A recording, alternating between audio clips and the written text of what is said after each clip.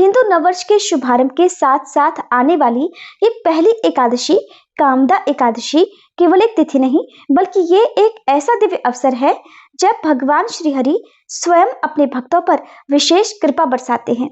ये दिन हमारे जीवन की समस्त नकारात्मकताओं को समाप्त कर सुख, समृद्धि, स्वास्थ्य और भक्ति के नए द्वार खोलने वाला माना गया है।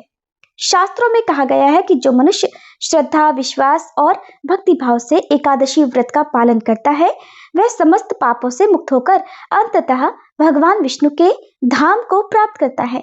ऐसी दिव्य और पुण्यदायी एकादशी के इस पावन अवसर पर आइए हम सब मिलकर इस व्रत के महत्व को समझें और इसकी अद्भुत कथा का श्रवण करें और अपने जीवन को आध्यात्मिक ऊर्जा से भर दें। तो आइए भक्ति और श्रद्धा के साथ हम प्रवेश करते हैं उस दिव्य कथा में, जो न केवल पापों का नाश करती है बल्कि मनोकामनाओं को पूर्ण करने की शक्ति भी रखती है। प्रिय भक्तजनों, आज भद्रा काल भी लग रहा है और भद्रा काल अशुभ समय माना जाता है और इस बार भद्रा का वास मृत्यु लोक में रहने के कारण ये भद्रा पृथ्वी लोक पर समस्त शुभ कार्यों के लिए अशुभ मानी गई है। अगर जाने अनजाने में आज आपसे कोई काम ऐसा हो जाए जिससे आपको परेशानियों का सामना करना पड़ जाए, तो उससे बचने के लिए हम सभी मिलकर सच्चे मन से भद्रा देवी के महात्म्य का वर्णन सुनेंगे, ताकि हमें भद्रा काल का कोई भी दोष ना लगे। उसके बाद हम सभी सुनेंगे कामदा एकादशी की कथा। पूर्व समय में जब देवताओं और असुरों का युद्ध हुआ तो देवगण हारने लगे। तब शिवजी को क्रोध आ गया और शिवजी के नेत्र एकदम लाल हो गए, जिससे 10 दिशाएं कांपने लगी।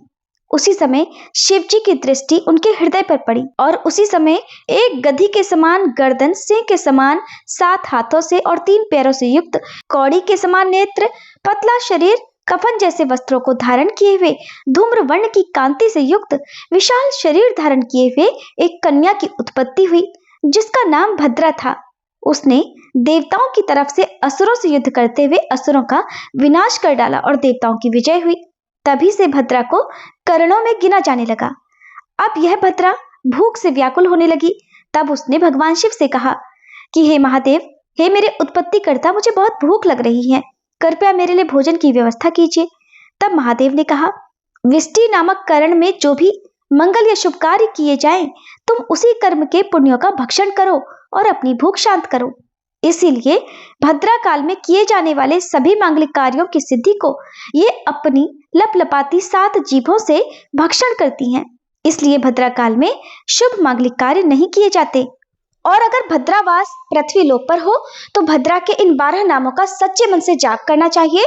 ये नाम है धान्या, दधिमुखी, भद्रा, महामारी, खरानना, कालरात्रि, महारुद्रा, विष्टिकरण, कुलपुत्रिका, भैरवी, महाकाली और असुरक्षयकारी।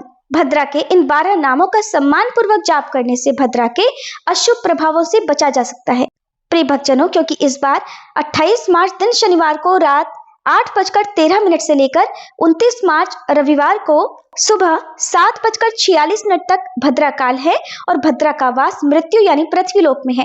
यही कारण है कि आज आपको हर प्रकार के अशुभ प्रभावों से बचाने के लिए भद्रा के इस महात्म्य का वर्णन सुनाया गया। अब कल्पना कीजिए, हम समय के उस दिव्य क्षण में पहुंच रहे हैं जहां धर्मराज युधिष्ठिर अपने महल में विराजमान हैं और उनके साथ स्वयं भगवान श्री कृष्ण उपस्थित हैं। युधिष्ठिर महाराज हाथ जोड़कर भगवान से पूछ रहे हैं, हे केशव, कृपा करके आप मुझे चैत्र मास के शुक्ल पक्ष की उस एकादशी के विषय में बताइए जिसका इतना अधिक महत्व बताया गया है। तब भगवान श्री कृष्ण मुस्कुराते हुए कहते हैं, हे राजन, ये वही प्रश्न है जो महाराज दिलीप ने अपने गुरु वशिष्ठ मुनि से पूछा था। अब आप भी ध्यान पूर्वक सुनिए उस अद्भुत कथा को। बहुत समय पहले रत्नपुर नाम का एक भव्य और दिव्य राज्य था, जहां गंधर्व और किन्नर निवास करते थे। वहां के राजा पुंडरीक अत्यंत तेजस्वी और वैभवशाली थे। इस राज्य में ललित नाम का एक गंधर्व अपनी अत्यंत सुंदर और गुणवान पत्नी ललिता के साथ रहता था। दोनों के बीच इतना गहरा प्रेम था कि वे एक क्षण भी एक दूसरे के बिना नहीं रह पाते थे। एक दिन राजसभा में भव्य नृत्य और संगीत का आयोजन हुआ। सभी गंधर्व अपनी अपनी कला का प्रदर्शन कर रहे थे।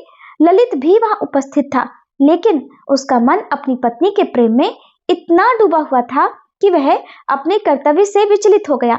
उसका स्वर बिगड़ गया। सभा में बैठे एक ईर्ष्यालु सर्प करकोटक ने ये बात राजा को बता दी। राजा को यह अपमान सहन नहीं हुआ, तो क्रोध में आकर उन्होंने ललित को भयंकर श्राप दे दिया कि तू नरभक्षी राक्षस बन जा। और देखते ही देखते ललित एक भयावह राक्षस में बदल गया।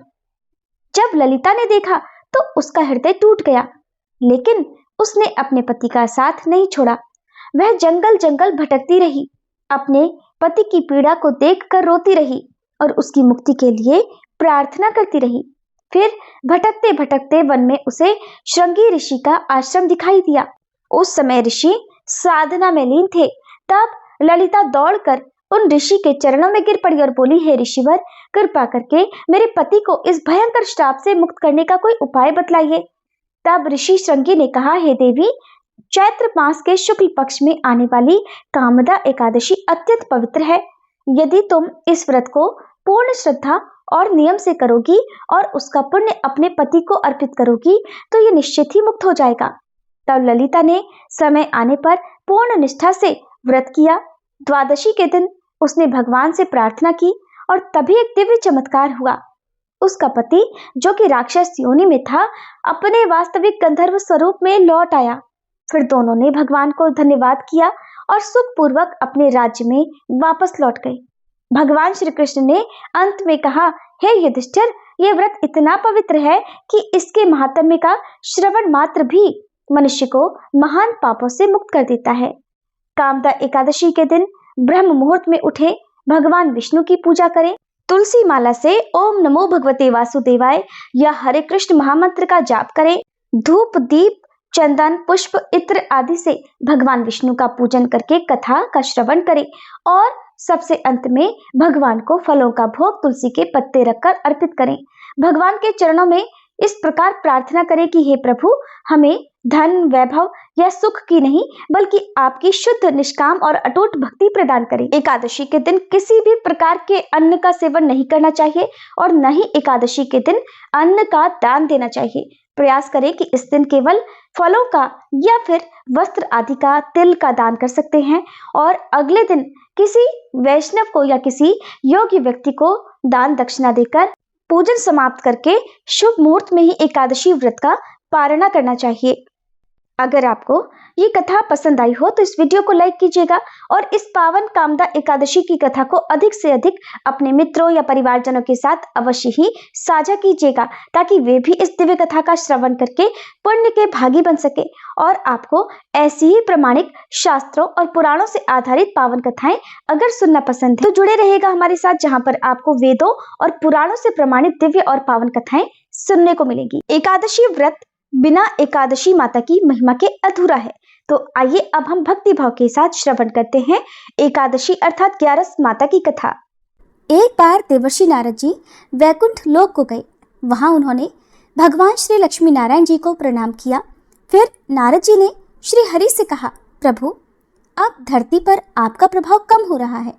धर्म पर चलने वालों को कोई अच्छा फल नहीं मिल रहा। जो पाप कर रहे हैं उनका भला हो रहा है।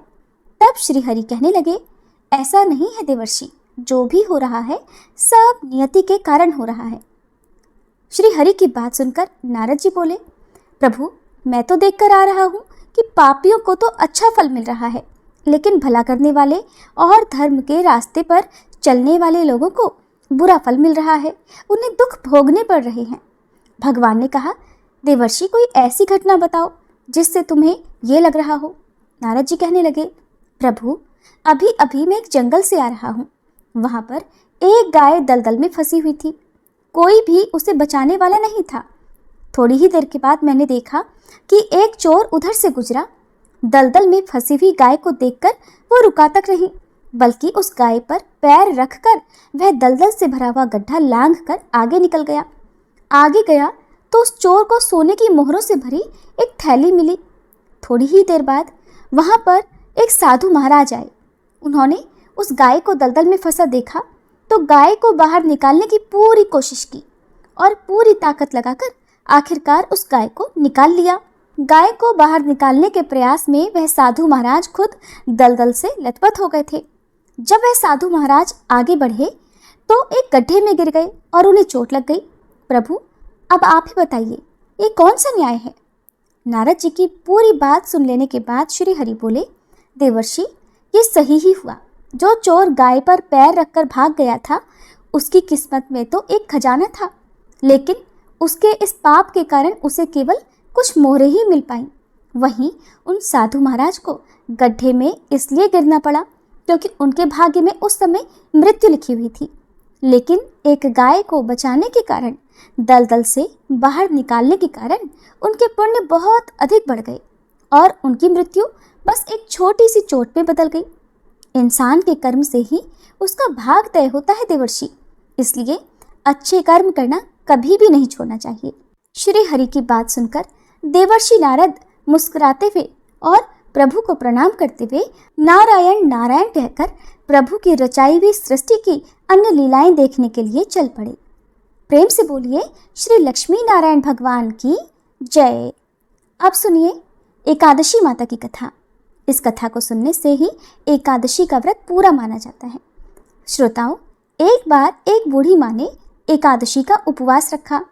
बड़े ही भक्ति भाव से वह एकादशी की पूजा किया करती थी। वे बूढ़ी हो चुकी थी। उन्हें वृद्धावस्था में कोई भी ऐसी वस्तु नहीं चाहिए थी जो वे एकादशी का उपवास रखती, क्योंकि एकादशी का उपवास रखने से तो श्री हरि की कृपा से सब कुछ मिल जाता है। वो बूढ़ी माँ तो अपने बच्चों के लिए, अपने परिवार की सुख सुविधा के लिए इतना कठिन व्रत रखती थी। वे दिन भर तो बड़ा कठिन मन करके और अपनी प्यास को किसी तरह से रोके रही, क्योंकि एकादशी के व्रत में वो जल की एक बूंद भी ग्रहण नहीं करती थी। द्वादशी को ही जल पीकर वो अपने व्रत का पारणा किया करती थी। दिन भर उन्होंने किसी प्रकार अपने मन को संयमित रखा, पूजा पाठ की, व्रत की कथा पढ़ी सुनी और फिर पंडित जी को मिट्टी के एक पात्र में भरकर पानी और मौसमी फल दान में दिए। दोना भरकर शक्कर भी वितरित की। उन्हें गर्मी के कारण बड़ी बेचैनी हो रही थी। एक तो निराहार और निर्जल रहकर उपवास रखा था और ऊपर से प्यास भी अधिक सता रही थी। इस कारण उन्होंने सोचा कि चलो पानी में बैठूं, शायद थोड़ी शांति मिले। ये सोचकर वह पानी में बैठी रही। पानी से बार बार कुल्ला करती और मुंह हाथ धोती रही। तब कहीं जाकर उन्हें थोड़ा बहुत चैन मिला। एक तो धूप तेज की पड़ रही थी, इस कारण बार बार बूढ़ी माँ का मुंह सूखा जा रहा था। बूढ़ी माँ बड़ी बेचैन हो रही थी। एक तो बुढ़ापा, दूसरा यह भयंकर गर्मी। बुढ़ापे की तो स्थिति ही कुछ ऐसी होती है, बड़ी मुश्किल से धीरज बंध पाता है। अब किसी प्रकार रो धोकर दिन कट पाया। अब बूढ़ी माँ के सामने पहाड़ सी लंबी रात थी, जिसका कट पाना बड़ा ही मुश्किल दिखाई दे रहा था। चारपाई पर पड़ी हुई बूढ़ी माँ को किसी प्रकार भी शांति नहीं मिल रही थी। बार बार प्यास के मारे गला सूख रहा था और वे इस प्रकार बेचैन होकर करवटें बदलती जा रही थी। कई बार उठकर वे घर के बाहर जाती, फिर अंदर आ जाती। ना उन्हें घर के अंदर शांति मिल रही थी, ना बाहर। वे पड़ी पड़ी एकादशी माता को याद करती रहीं और मन में ध्याती रहीं कि हे माता, आप मेरी लाज रखिएगा, आप ही मुझे शक्ति दीजिएगा ताकि मैं भली भांति आपका व्रत कर सकूं और ये पहाड़ सी रात सुकून से बीत जाए। प्यास के कारण बूढ़ी माँ की बेचैनी तो बढ़ ही रही थी। उन्होंने धैर्य रखने का बहुत प्रयास किया, लेकिन आखिरकार उनकी सहनशीलता की सीमा टूट गई और वे घबराकर प्यास के मारे एकदम चिल्ला पड़ी, बचाओ बचाओ। बूढ़ी माँ का चिल्लाना सुनकर उनके परिवार के सभी सदस्य उनके आसपास इकट्ठा हो गए और बूढ़ी माँ की चारपाई के पास पहुंच गए। सब बोले, अम्मा जी, क्या हुआ, आपको क्यों चिल्ला रही हो? और जब आपसे व्रत नहीं रखा जाता तो इस बुढ़ापे में इतना कठिन व्रत क्यों कर रही हो? अम्मा जी, अगर शरीर में ताकत है तभी तो भक्ति हो पाएगी, आप पानी पी लीजिए। बूढ़ी माँ अपने परिवारजनों से बोली, मेरे तो प्यास के मारे प्राण ही निकले जा रहे हैं, जरा जल्दी से मेरी छाती पर ठंडे पानी का घड़ा तो रख दो। नातियों ने दौड़कर दादी की छाती पर ठंडे पानी का बर्तन रख दिया। तब कहीं जाकर उन्हें थोड़ा बहुत सुकून मिला और जब सुकून मिला तो थोड़ी देर के लिए उन्होंने अपनी आंखें बंद कर ली। इधर एकादशी माता सोचने लगी, ये है तो बूढ़ी माँ, लेकिन बड़े नियम से मेरा व्रत रखती हैं, चलकर इनकी परीक्षा लेनी चाहिए। ऐसा विचार कर एकादशी माता आधी रात को मुर्गा बनकर कुकड़ू कू करने लगी। मुर्गे की टेर सुनकर बूढ़ी माँ जल्दी से उठी और बाहर जाकर आसमान की ओर निहारा, लेकिन आसमान में तो कहीं भी उन्हें सुबह का तारा दिखाई ही नहीं दिया। अब वे सोचने लगी कि फिर ये मुर्गा भला क्यों और कैसे बोल गया। एक तो उन्हें प्यास लग रही थी, अब थोड़ा बहुत उनका मन भी बेचैन होने लगा। आखिरकार उन्होंने ये दृढ़ निश्चय किया कि अब तो मैं इस व्रत को पूरा करके ही छोड़ूंगी, फिर चाहे व्रत पूरा होने तक मेरे प्राण ही क्यों ना निकल जाएं। मन में ऐसा पक्का निश्चय कर वह वापस चारपाई पर आकर लेट गई। थोड़ी ही देर के बाद एकादशी माता ने उनकी फिर से परीक्षा लेनी चाहिए, तो वह एक छोटी सी कन्या का रूप धरकर गिलास में मीठा पानी लेकर उनके सिरहाने खड़ी हो गई और जोर से बोली, दादी जी सवेरा हो गया है, आप हाथ मुंह धोकर शरबत पी लीजिए। पहले तो शरबत का भरा हुआ गिलास देखकर बूढ़ी माँ का मन ललचाने लगा। प्यास के मारे गला जो सूख रहा था, किंतु अचानक उन्हें याद आया कि उनका तो एकादशी का उपवास है। फिर उन्होंने सोचा कि अभी तो मैं किसी भी तरह से ये शरबत नहीं पी सकती, और फिर वे चुपचाप वापस अपनी चारपाई पर लेट गईं। जैसे ही उनकी आंख लगी तभी उन्हें एहसास हुआ कि मानो किसी ने उन्हें पानी से भरे हुए कुएं में पटक दिया हो। वे बहुत देर तक उस कुएं में हाथ पांव चलाती रहीं, लेकिन इस बीच उन्होंने अपने मुंह में पानी की एक बूंद भी नहीं जाने दी, क्योंकि उनका एकादशी का उपवास जो था, और वे पक्के निश्चय के साथ अपना व्रत पालन करती रही। थोड़ी ही देर में उन्हें ऐसा लगा मानो सामने आग जल रही हो। आग के कारण बड़ी भारी गर्मी लगने लगी। प्यास के मारे उनके प्राण निकलने लगे, लेकिन इतना सब होने के बाद भी बूढ़ी माँ ने पानी की एक बूंद भी नहीं पी। वे तो बस चारपाई पर बैठी बैठी एकादशी माता का ध्यान करती रही। अब सवेरा होने में बस कुछ ही समय है, ये जानकर वे बड़ी तसल्ली के साथ इधर उधर घूमने लगी। एकादशी माता अब तक ये बात अच्छी तरह से समझ गई कि इन बूढ़ी माँ को किसी भी प्रकार से अपने व्रत से नहीं टाला जा सकता। वे उनके सत्य व्रत को भली भांति समझ गई थी।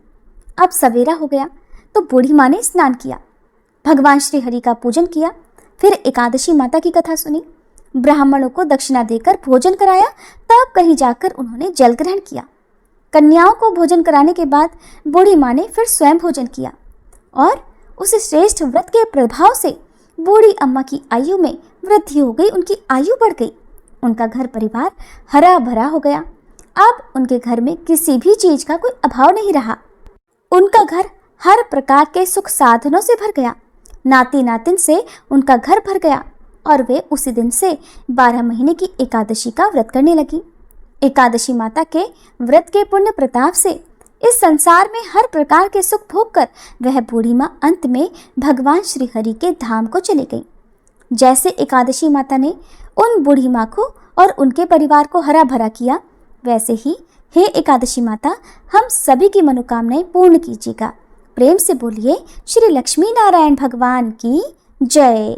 एकादशी माता की जय।